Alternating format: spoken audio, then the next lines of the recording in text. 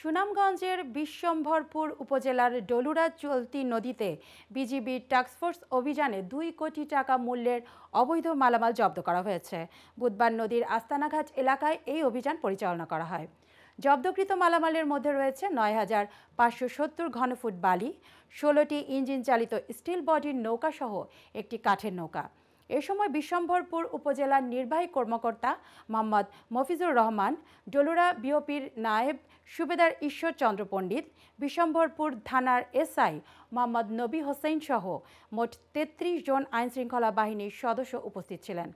UNO Mafizur Rahman বলেন, অভিযানে 2,03,87,100 টাকার মালামাল জব্দ করা হয়েছে।